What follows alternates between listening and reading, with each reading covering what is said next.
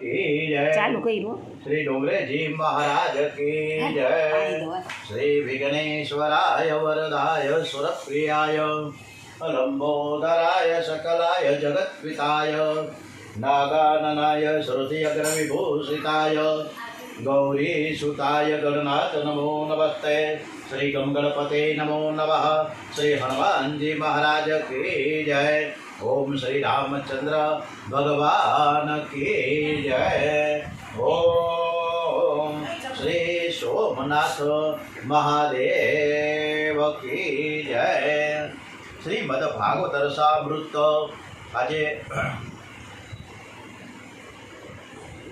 આજની કથા શ્રી કૃષ્ણ પરમાત્માને સરસ રીતે આપણે સંભળાવી એવા ભાવ સાથે દ્વારકાધીશના ચરણોમાં વંદન। ડુંગરજી મહારાજની જય।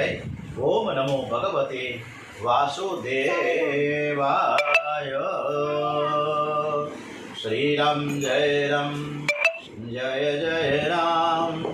શ્રી રામ જય રામ જય જય રામ। ઓમ આજની બીજા સ્કંદની કથા ડુંગરેજી મહારાજના ચરણોમાં વંદન સાથે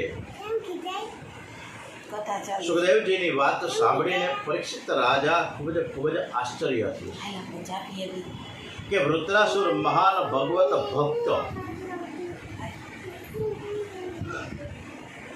અને રાક્ષસ પણ ભગવાનમાં કેવો બધો પ્રેમ। ભગવાન કૃપા કરે તો જલ્દીથી મુક્તિ આપે પણ ભક્તિ જલ્દીથી આપતા નથી। ભક્તિ ભગવાનને પરતંત્ર બનાવે છે। અનન્ય ભક્તોની સેવા કોઈ વખત ભગવાનને કરવી પડે છે।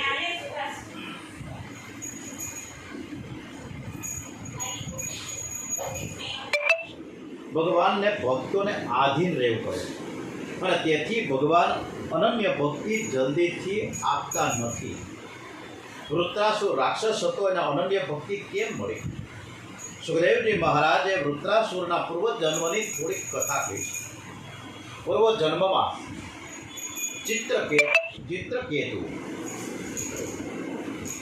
નામનો રાજા હતો। અનેક રાણીઓ હતી પણ એક જ રાણીને ઘેર એક જ દીકરો હતો।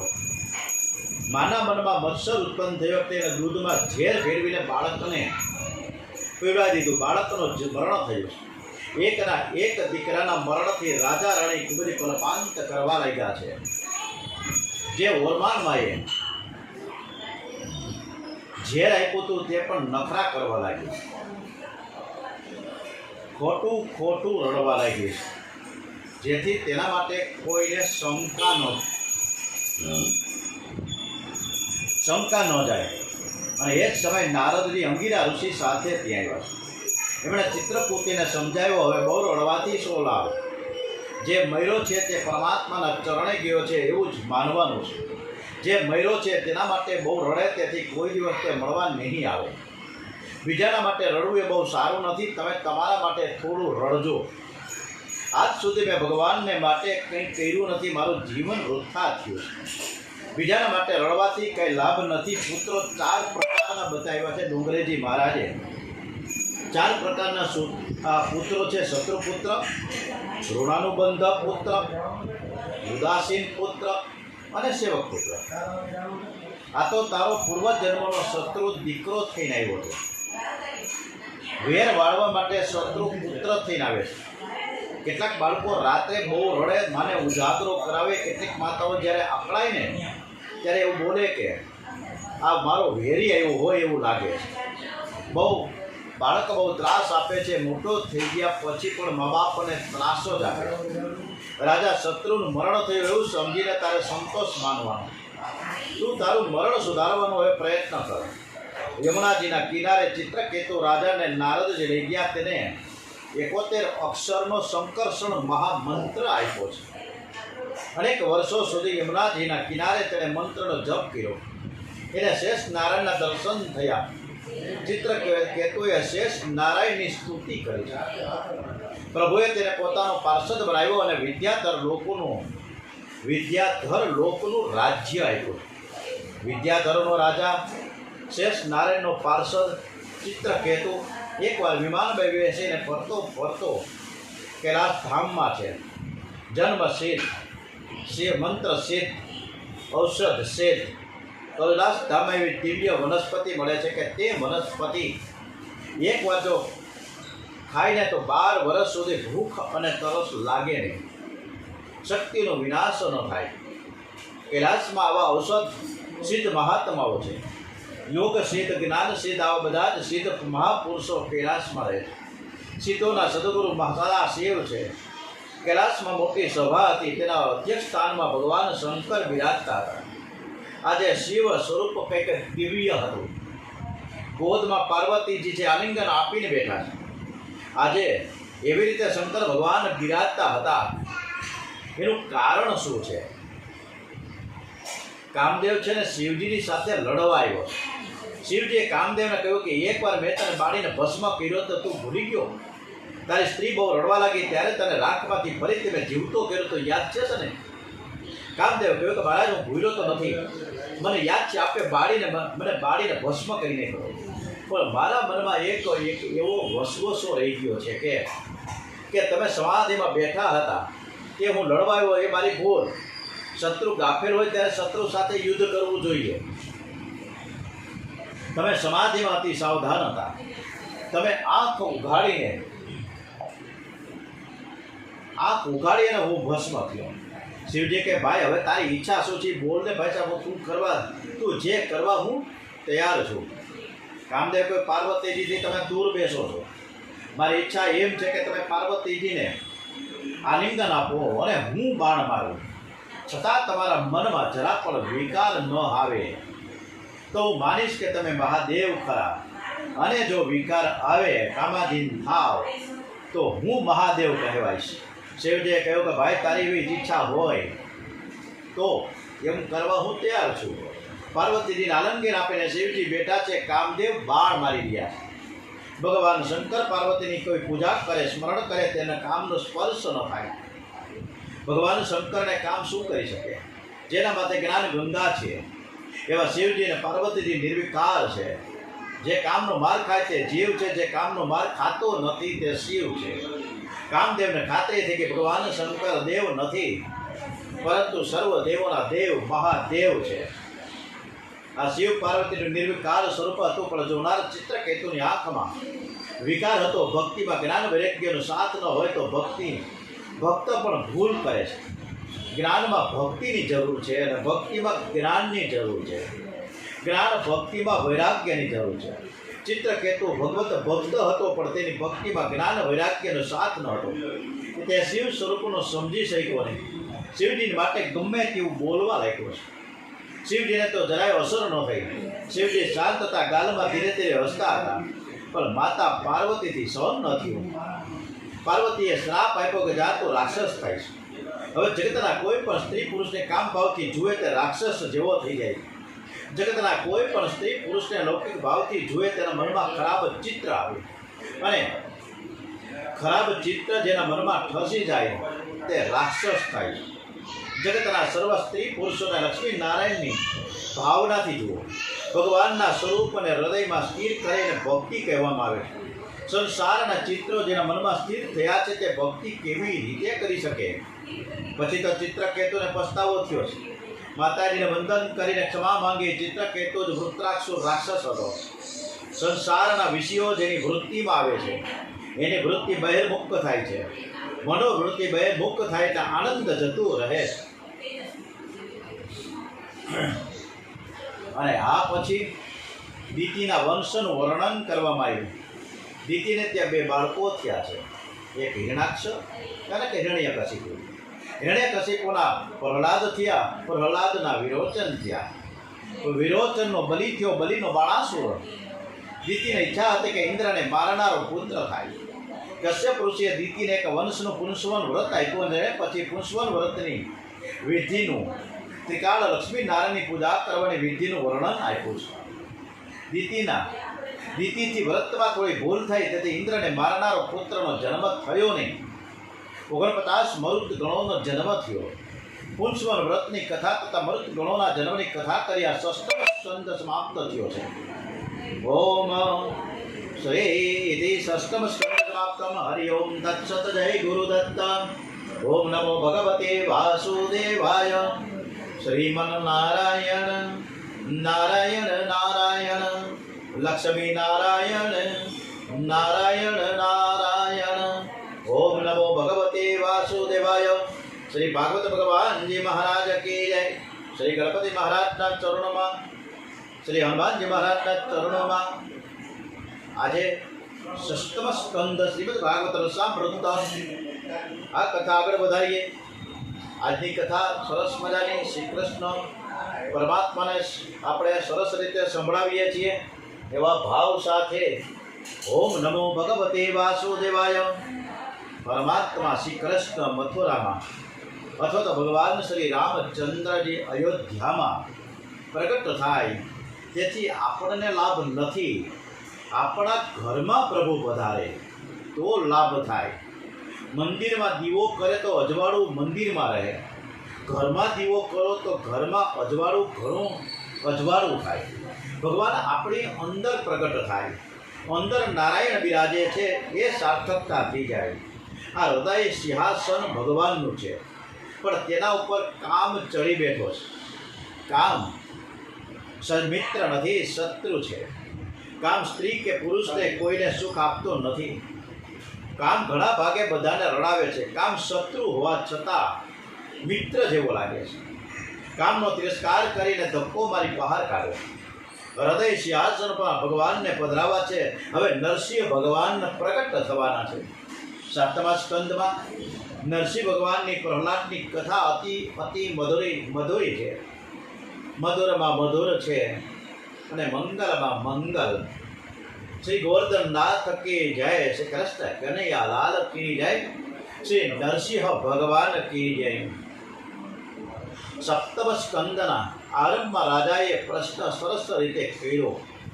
હે સુખદેવજી મહારાજ, આપે કથામાં અનેક વાર કહ્યું છે કે પરમાત્મા સર્વવ્યાપક છે, સર્વમાં સંભાવથી બિરાજેલા છે, પણ જગતમાં સમતા દેખાતી નથી, વિષમતા દેખાય છે.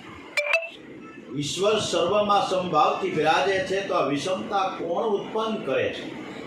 વિષમતાથી વેર જાગે છે, વિરોધ થાય છે. ઈશ્વર બંને ઠેકાણે સંભાવથી બિરાજેલા હોય છે.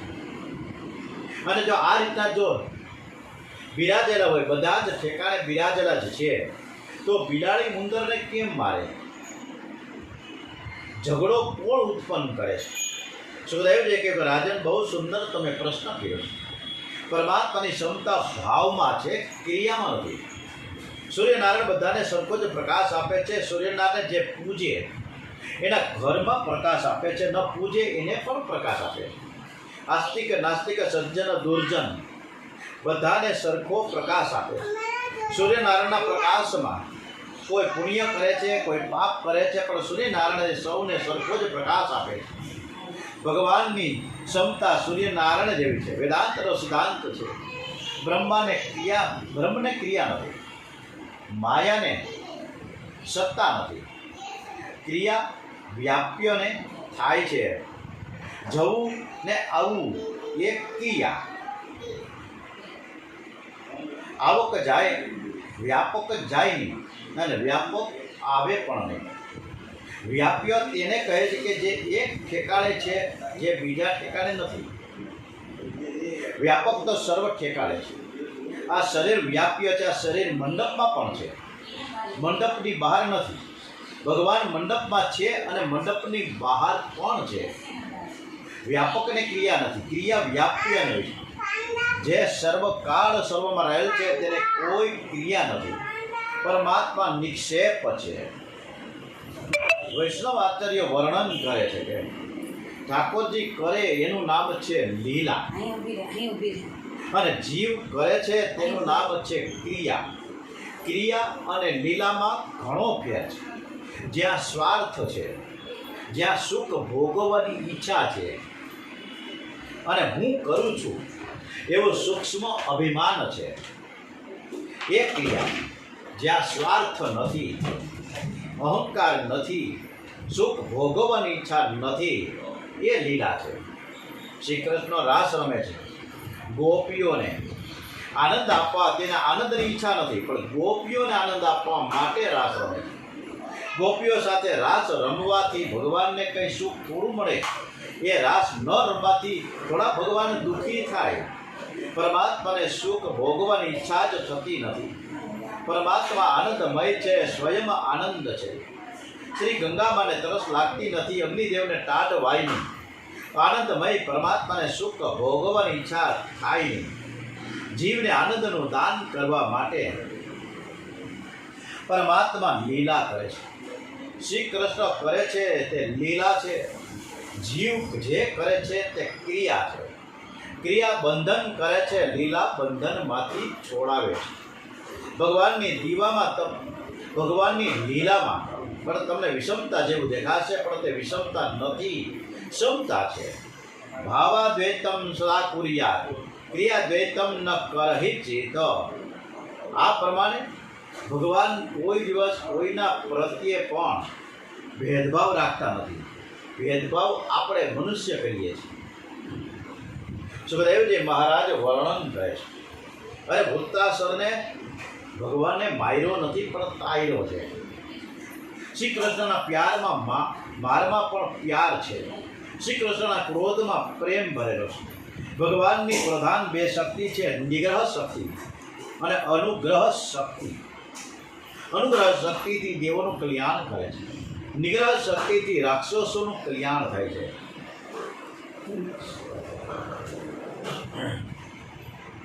નિગ્રહ શક્તિથી રાક્ષસોનું કલ્યાણ થાય.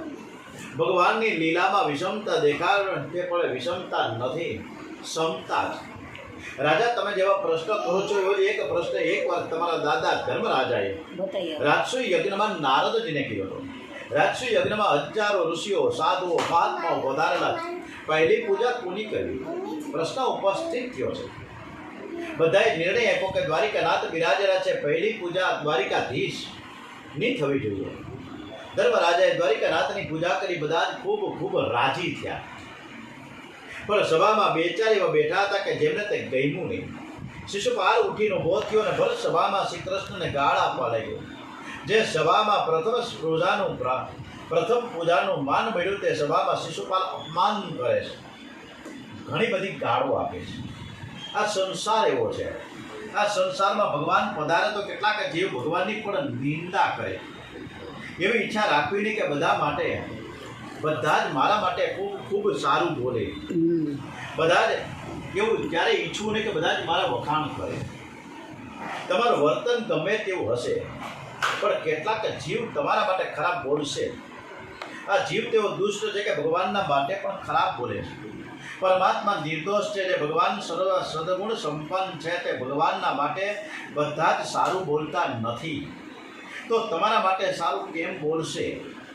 આપણા માટે ખરાબ બોલે તો તે સારું છે, એમાં જ કલ્યાણ છે. સહન કરે તે બહુ જ સુખી થાય. તમારા માટે કોઈ ખરાબ બોલે તો તે તમારો વાળ ખરાબ કદાચ બોલી જાય, પણ તમારો વાળ વાંકો નહીં થાય. તમારું જરાય નુકસાન નથી. તમારા માટે જે ખરાબ બોલે છે એ જ દુઃખી થશે. નિંદા સહન કરે તે પુણ્ય છે, અને નિંદા કરે તે મહાન પાપ છે. શિશુપાલ સભામાં શ્રી કૃષ્ણની નિંદા કરે છે, ગમે તેવું બોલે છે. ભગવાન તે શાંતિથી સાંભળે છે. શિશુપાલે 100 ગાળો આપી છે.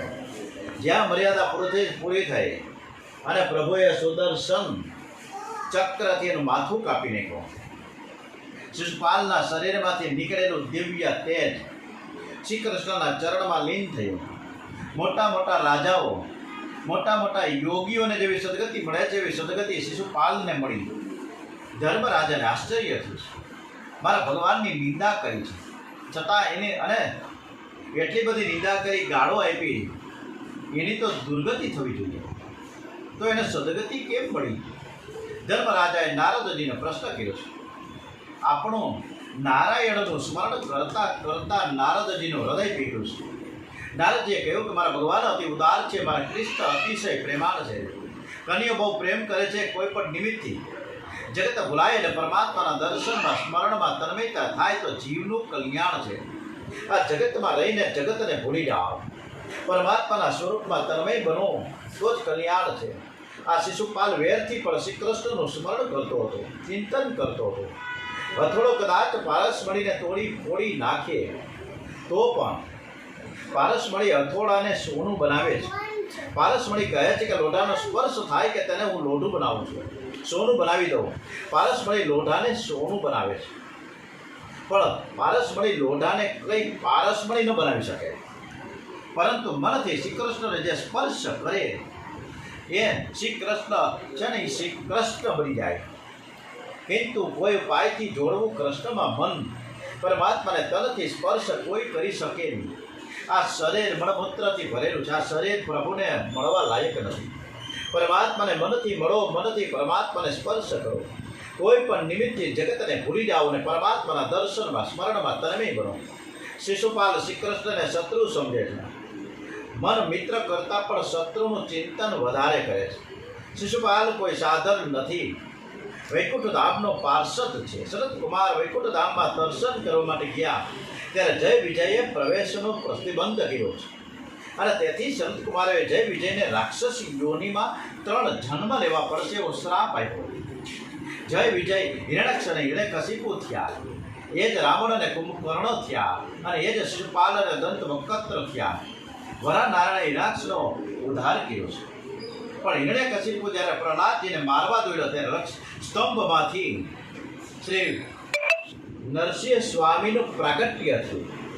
એમણે પ્રહલાદજીનું સ્મરણ કર્યું, હિરણ્યકશિપુનો ઉદ્ધાર કર્યો છે. ધર્મરાજાએ પ્રશ્ન કર્યો, મહારાજ આ પ્રહલાદજીની કથા વિસ્તારપૂર્વક સાંભળવાની મારી બહુ જ ઈચ્છા છે. પિતા છે ની પુત્રનો વધ કરવા માટે કેમ તૈયાર થયો? પ્રહલાદજી તો મહાન ભગવત ભક્ત હતા. સુખદેવજી મહારાજ પરીક્ષિતને નારદજી ધર્મરાજાને આ કથા સંભળાવે છે. વરા નારાયણે હિરણ્યાક્ષનો ઉદ્ધાર કર્યો છે. ત્યારે દીકરીને બહુ જ ગુદુક થયો એની માને.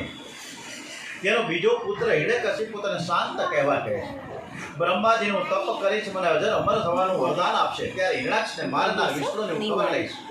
વિષ્ણુ સાથે મેં વેર કર્યું, પણ હમણાં હું કંઈ બોલવું નથી. મારે સમજાવી. હિરણ્યકશિપુ મંત્રાચલ પર્વતમાં તપ કરવા ગયો છે. બ્રહ્માજીના મંત્રનો જપ કરવા લાગ્યો, અન્નજળનો ત્યાગ કર્યો, હલનચલન છોડી દીધો.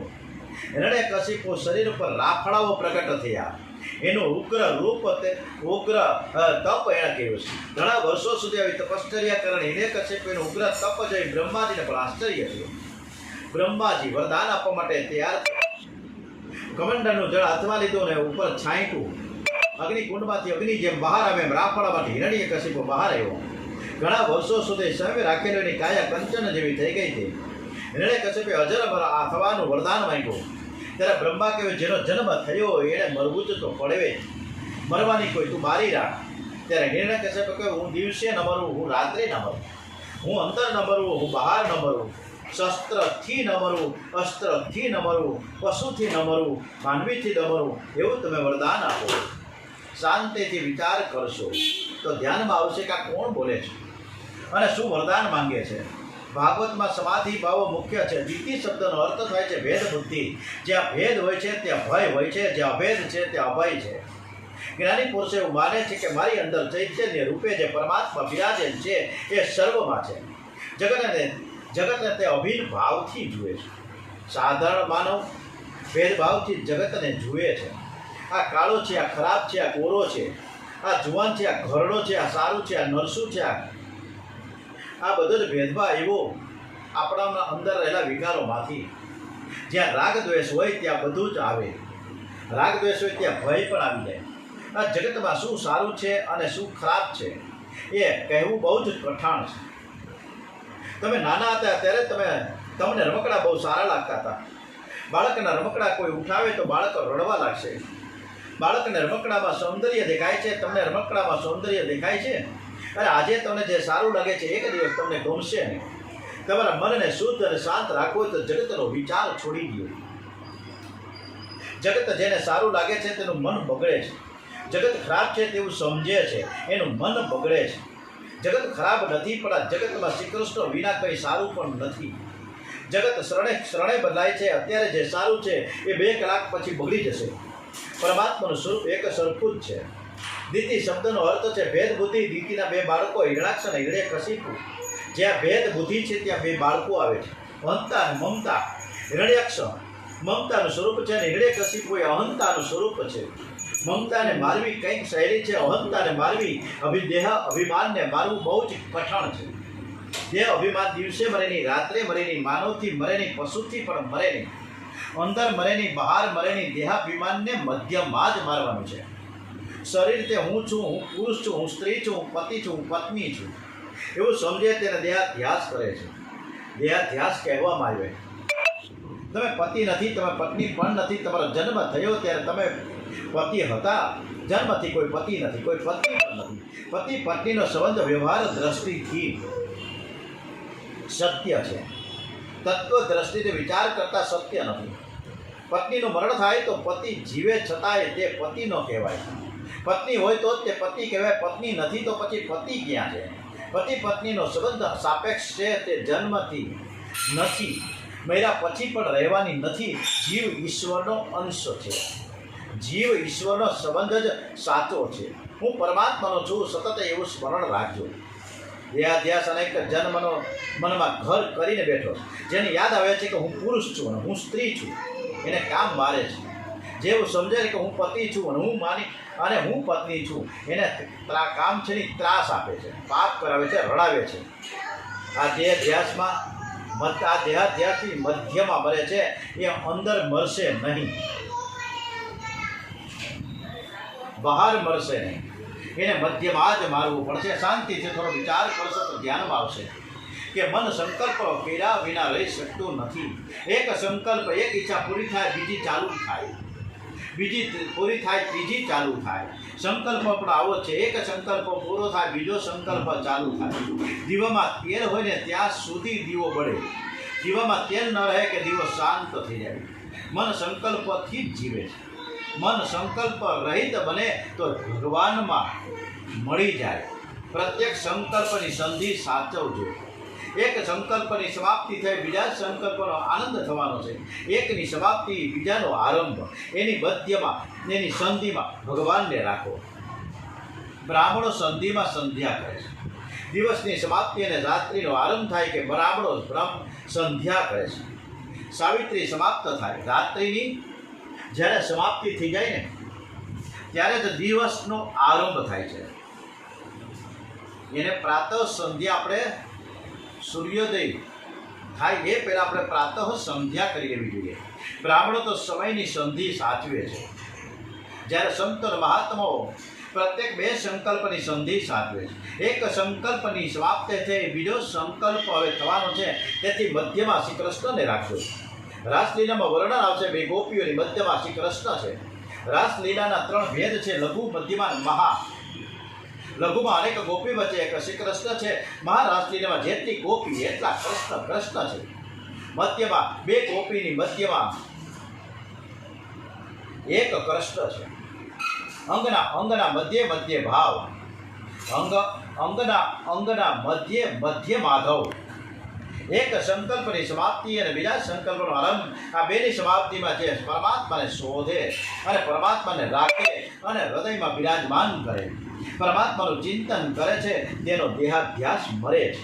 હું પતિ નથી, હું પત્ની નથી, હું પરમાત્માનો અંશ છું, મારે પરમાત્માને ચરણે જવું છે. આ સંકલ્પ હોવો જરૂરી છે. હિરણ્યકશિપુએ દેહાધ્યાસ છે, એ બધાને રડાવે. એને ભગવાન મધ્યમાં ઉંબરામાં મારે છે.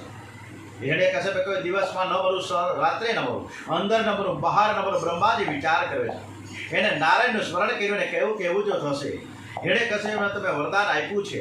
તપના પ્રતાપે હિરણ્યકશિપુની શક્તિ બહુ વધી ગઈ. શક્તિનો ઉપયોગ ભોગ વિલાસ માટે કરે છે, તે રાક્ષસ જેવો થઈ જાય છે. શક્તિનો ઉપયોગ ભક્તિ માટે કરો, પરોપકાર માટે કરો, પરમાત્માને માટે કરો. સમય, સંપત્તિ અને શક્તિનો સદુપયોગ કરે તે દેવ અને દુરુપયોગ કરે છે તે દૈત્ય કહેવાય. હિરણ્યકશિપુની ગણતરી છે રાક્ષસોમાંથી અને પ્રહલાદજીની ગણતરી દેવોમાંથી. બાપ રાક્ષસ થયો અને દીકરો છે ને દેવ, મહાદેવ કહેવાય. અને દેવ અને સમકક્ષ એની વ્યાખ્યા આપવામાં આવી. તમે મનથી નિશ્ચય કરો તમારે શું થવું છે, દેવ થવું છે કે રાક્ષસ થવું છે. હિરણ્યકશિપુએ સર્વ રાક્ષસોનો પરાભવ કર્યો છે, સર્વ રાજાઓનો પરાભવ કર્યો. પછી તે સ્વર્ગમાં ગયો, દેવોની સાથે યુદ્ધ કરી દેવોને હરાવ્યા છે, એને એની સંપત્તિ લઈ આવ્યો. પંજાબમાં મુલતાન શહેર છે, ત્યાં હિરણ્યકશિપુએ રાજધાનીની સ્થાપના કરી. મુલતાન શહેરને પંજાબના લોકો પ્રહલાદપુરી કહે છે. નરસિંહ સ્વામીનું પ્રાગટ્ય પંજાબમાં થયું છે. પંજાબના કેટલાક લોકો નામની પાછળ સિંહ શબ્દ લગાડે છે. ગુરુદત્ત સિંહ, ગુલાબસિંહ, ભગતસિંહ. પંજાબમાં નરસિંહ પ્રગટ થયા છે, તેથી પંજાબના લોકો પણ સિંહ જેવા વીર થયા છે. આપણા ગુજરાતના લોકો હવે બકરી જેવા થવા છે, જ્યારે શક્તિ નથી. બજારનું ભૂસું બહુ ખાય છે અને ઉપરથી ચા પીએ છે. શક્તિ કેવી રીતે આવે? તમે પંજાબમાં જાઓ, આજે પણ ભૂસાનો કે ચાનો કોઈ પ્રચાર જ નથી. પંજાબના લોકો કસરત કરીને દૂધ પીએ, પાસેર અછેર નહીં, પૂરેપૂરું દોઢશેર લીટર પી જાય. આપણા ગુજરાતના કોઈ જુવાનને કહેશો કે બસેર દૂધ પીવાનું છે, કે 2 લીટર કે 1.5 લીટર કે 1 લીટર દૂધ પીવાનું છે, કે ના ભાઈ આપણું કામ નથી. અમે આટલું બધું દૂધ પીએ તો અમને ઝાડા થઈ જાય.